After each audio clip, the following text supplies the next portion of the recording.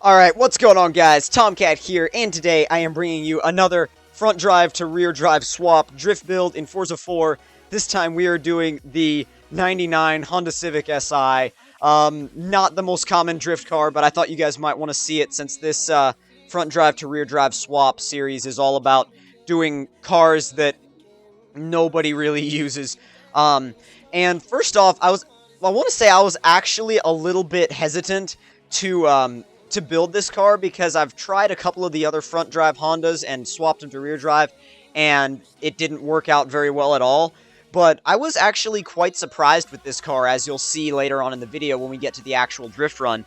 But the build-up process is pretty simple. It's what I use normally. The only difference really was I used street tires instead of sport tires, which generally I'll use street tires if either stock tires or street tires if it's sort of on the lower horsepower end. If it's between, 300 to 400 horsepower, I'll generally use stock tires or street tires.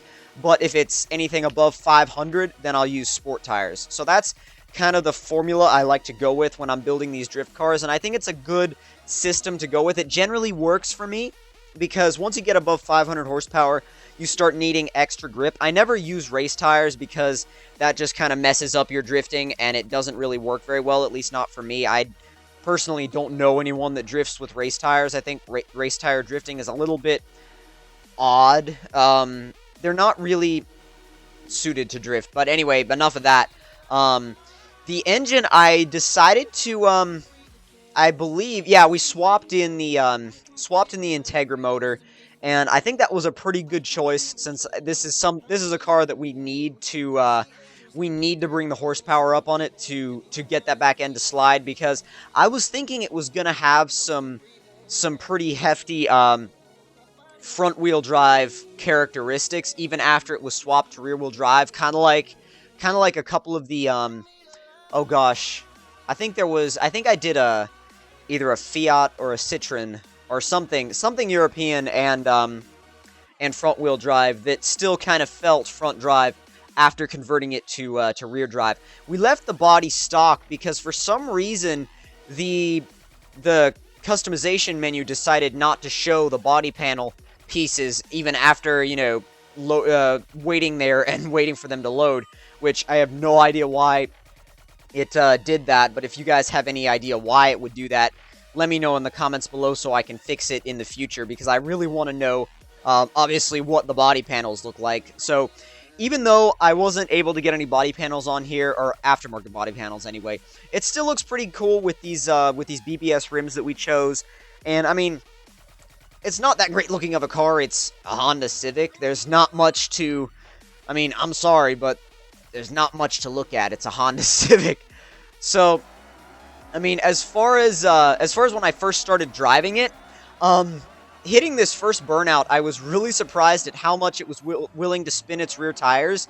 And unlike other front drive cars that I've swapped to rear drive, this one actually feels completely rear drive after the swap. I mean, I may use this car more, even in lobbies, as something just that's kind of fun and to use, and something that's not used very often, because it legitimately feels rear-wheel drive now. It has none of the front drive characteristics anymore, unlike almost any of the other cars I've swapped to from front drive to rear drive. The only other car that was able to make a really smooth transition from front drive to rear drive like this one was the Dodge SRT4 Neon, which I did a while back, and that was a pretty decent car. I was surprised by it, and I'm surprised by this car too. I mean, as you can see, it's really smooth. It's very controllable.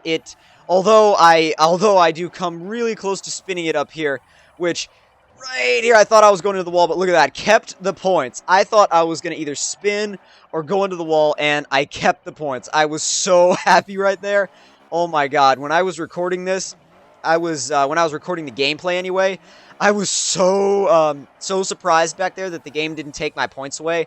But yeah, this thing legitimately feels like an actual rear drive swap. And again, like I said, very surprised by this. If you guys haven't built one, go build one. It's worth it. It's totally worth it, actually. There's really no reason not to build one of these because they're never used. You never see them online, and you take them into an online lobby, everybody's gonna think it's it's gonna suck. But when you start drifting in this thing, you'll see that it definitely doesn't suck. It might not be the best drift car out there, but it definitely doesn't suck. So I definitely recommend trying it out. Don't forget to swap the Integra motor into it, because I didn't try the stock motor, but I would imagine that it doesn't make that much horsepower even when it's upgraded. And I know I lost all my points, screwed up right there, but doesn't really matter.